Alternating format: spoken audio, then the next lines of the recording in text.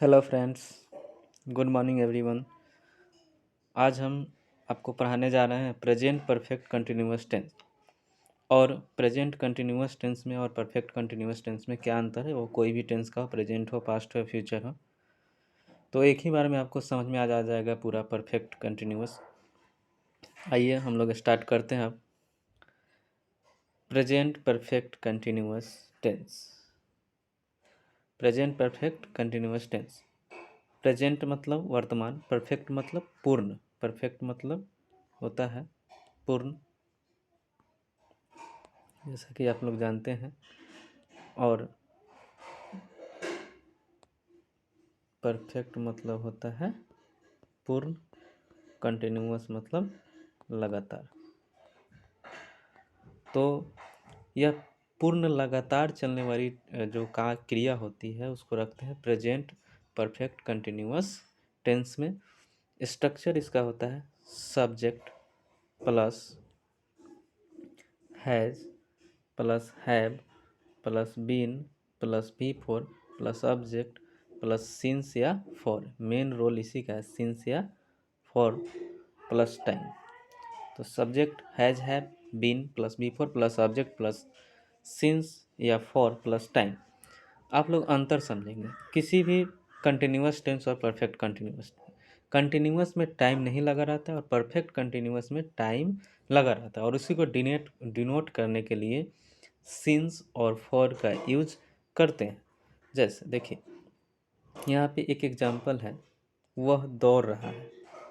वह दौड़ रहा है, तो इसमें जो है यह हो गया कंटिन्यूअस। लेकिन दूसरा एग्जाम्पल है, वह सुबह से दौड़ रहा है, तो यह हो गया परफेक्ट कंटिन्यूअस। यह टाइम लग गया ना सुबह से, जैसे ही टाइम लग जाएगा वह हो जाएगा परफेक्ट कंटिन्यूअस। टाइम नहीं लगेगा तो होगा कंटिन्यूअस। अब कोई आपके दिमाग में बर्डन नहीं रहना चाहिए, दिक्कत नहीं रहना चाहिए।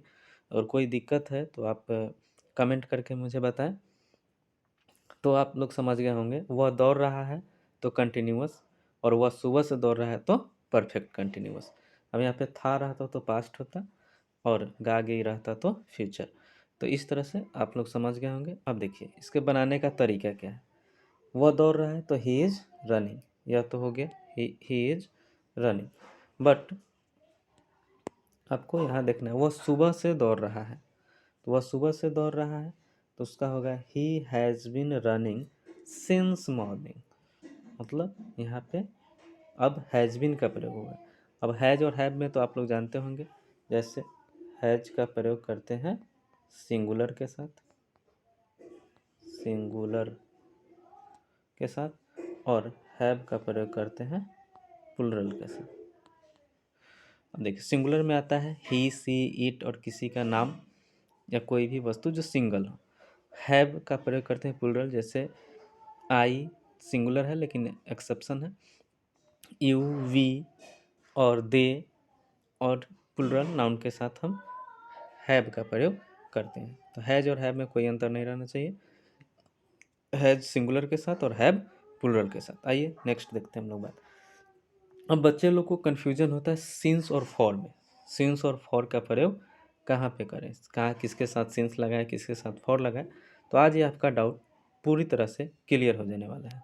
ध्यान देंगे, फॉर पीरियड ऑफ टाइम के लिए यूज करते हैं। For period of time, period of time का मतलब है एक यहाँ से कोई चीज़ शुरू हुआ और एक साइकिल पूरा करता है। तो एक हुआ, फिर दूसरा यहाँ से शुरू हुआ और यह साइकिल किया, तो यह दूसरा। तो यह पीरियड ऑफ टाइम, जैसे 1 आवर, 2 आवर, 3 आवर्स। तो यह सब जो है कि पीरियड ऑफ टाइम है, क्योंकि 1 आवर में 60 मिनट होते हैं, तो वो मिनट काउंट करके फिर 1 आवर, फिर अगला 60 मिनट, फिर 1 आवर। तो यह जो काउंट करते हैं 2 आवर, 3 आवर्स, यह हो गया पीरियड ऑफ टाइम। तो इसके साथ हम फॉर का यूज करते हैं। टाइम को जो गिनती करते हैं उसके साथ हम फॉर का प्रयोग करते हैं। अब डेज का भी जब गिनती करते हैं, 1 डे, 2 डेज, 3 डेज, 5 डेज, जितना भी हो, तो भी उसको गिनती करते हैं। एक डे में 24 आवर होता है। तो इस तरह से यह भी एक साइकिल पूरा करता है। 24 आवर में एक डे, फिर अगला 24 आवर में एक डे। तो इस तरह से यह साइकिल पूरा कर रहा था पीरियड ऑफ टाइम। इसके साथ ही हम किसका प्रयोग करेंगे, फॉर का। इसके साथ ही हम प्रयोग करेंगे फॉर का। अब ईयर्स को भी वैसे ही काउंट करते हैं, तो फॉर का प्रयोग करें, 1 ईयर, 2 ईयर, 3 ईयर्स। वीक्स को भी 1 वीक, 2 वीक, 5 वीक्स, तो ये सब जो है कि फॉर का प्रयोग लगेगा। मंथ 4 मंथ, 3 मंथ, 6 मंथ, तब भी फॉर लेगा। बट अब देखिए सिंस कहता है पॉइंट ऑफ टाइम, जो एग्जैक्ट पता हो कि कब से यह स्टार्ट हुआ, कब से काम हो रहा है कोई, तो इसके साथ जैसे मॉर्निंग तो सुबह से, तो यह इसके साथ फॉर सिंस का प्रयोग करेंगे। इवनिंग सिंस का करेंगे। आफ्टरनून सिंस का प्रयोग करेंगे। 2010 यहाँ पे दिया गया है 2010, और कोई भी डेट निश्चित हो जैसे 2005 से, 2004 से, 2003 से, इस सब के साथ सिंस का प्रयोग, क्योंकि एग्जैक्ट पता है डेट, कोई भी डेट जैसे 5 सितंबर, 3 सितंबर, 5 फरवरी, ये सब डेट निश्चित हो, पॉइंट हो, तो हम उसके साथ सिंस का प्रयोग करेंगे। मंथ का नाम, कोई भी मंथ का नाम, मंथ गिनती में हो तो फॉर का प्रयोग करेंगे। 2 मंथ, 3 मंथ हो, लेकिन मंथ का कोई नाम आ जाए जनवरी, फरवरी, मार्च, अप्रैल, तो इसके साथ हम सिंस का प्रयोग करेंगे। डे का नाम, डे अगर गिनती में हो 1 डे, 2 डे, तो हम फॉर का प्रयोग करेंगे। लेकिन किसी डे का एग्जैक्ट नाम हो तो हम संडे, मंडे, ट्यूसडे, इस सब के साथ हम सिंस का प्रयोग करते हैं। ध्यान देंगे, आप कोई कन्फ्यूजन नहीं रहना चाहिए। अगर आपको नहीं समझ में आया तो फिर से इस वीडियो को दोबारा देख लें। पीरियड ऑफ टाइम के साथ हम फॉर का प्रयोग करते हैं और पॉइंट ऑफ टाइम के साथ हम सिंस का प्रयोग करते हैं। एग्जैक्टली याद रखिए, जिसका एग्जैक्ट टाइम पता हो उसके लिए हम सिंस का प्रयोग करेंगे। जिसका टाइम पता हो ना, गिनती में हो, गिनती का हो, डे, मंथ, ईयर्स, उस सब आवर्स, उसके साथ हम फॉर का प्रयोग करेंगे। आशा करते हैं कि आपको समझ में आ गया होगा। अब आप लोग एक क्वेश्चन हम आपको देंगे अभी बनाने के लिए, आप लोग बनाइए। जैसे एग्जाम्पल हम देते हैं, मैं सुबह से पढ़ रहा हूँ, क्या बनाएंगे? मैं सुबह से पढ़ रहा हूँ, पढ़ रहा हूँ, इसका आप लोग आंसर कमेंट में देंगे। Thank you.